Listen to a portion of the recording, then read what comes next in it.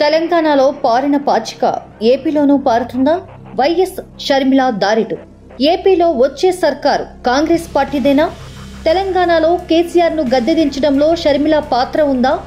ఆంధ్రప్రదేశ్ రాజకీయాల్లో పట్టు కోసం షర్మిల తాపత్రయపడుతున్నారా?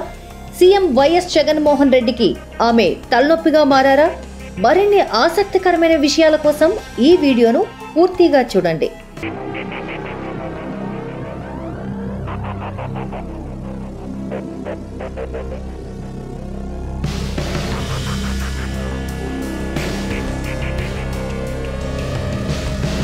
ఉమ్మడి ఆంధ్రప్రదేశ్ రాష్ట్రంలో వైఎస్ఆర్ కాంగ్రెస్ పార్టీ తరపున 2019 ఎన్నికల్లో వైఎస్ షర్మిల ప్రచారం చేశారు. ఉమ్మడి ఏపీలో 2012లో అప్పటి యువనేత వైసీపీ అధినేత వైఎస్ జగన్ జైల్లో ఉన్న సమయంలోనూ పార్టీని అన్ని తానే నడిపించారు షర్మిల.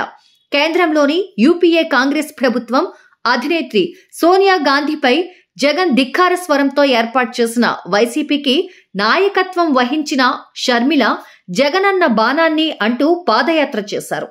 ఇక 2014 జూన్ 2న తెలంగాణ రాష్ట్రం ఆవిర్భావం తరువాత తెలంగాణలో కేసీఆర్, ఏపీలో చంద్రబాబు అధికారంలోకి వచ్చారు. దాదాపుగా స్థానాలను కైవసం చేసుకున్న జగన్ ప్రతిపక్ష నేతగా కొనసాగారు.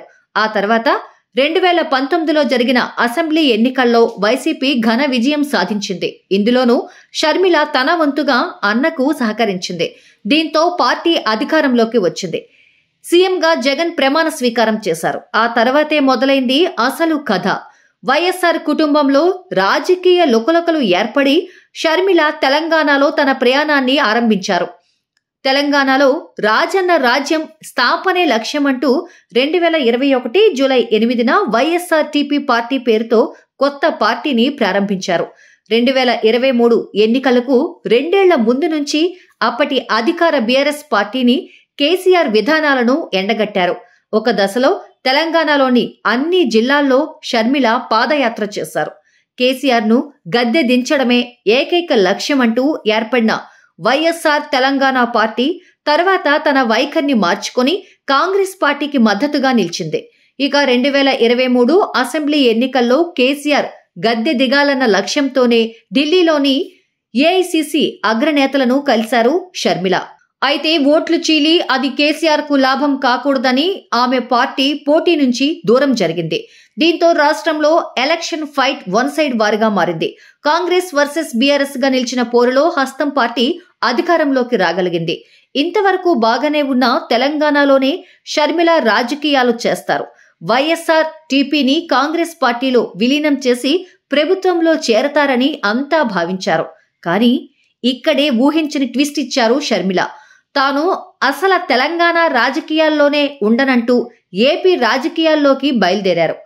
ఏపీ కాంగ్రెస్ రథసారథిగా, ఏపీసీసీ ప్రెసిడెంట్గా పూర్తిగా మరుగున పడిన కాంగ్రెస్ పార్టీని రాష్ట్రంలో అధికారంలోకి తీసుకొచ్చే బాధ్యతను తీసుకుంది.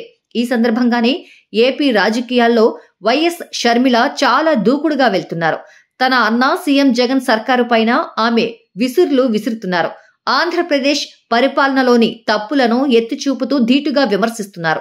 వచ్చే ఏప్రిల్ నెలలో సార్వత్రిక ఎన్నికలతో పాటు ఏపీ అసెంబ్లీకి సైతం ఎన్నికలు జరగనుండడంతో షర్మిల కాంగ్రెస్ పార్టీకి నాయకత్వం వహిస్తుండడంతో మళ్లీ ఆ పార్టీ అనూహ్యంగా అధికారంలోకి వస్తుందని ఢిల్లీ పెద్దలు నమ్ముతున్నారు.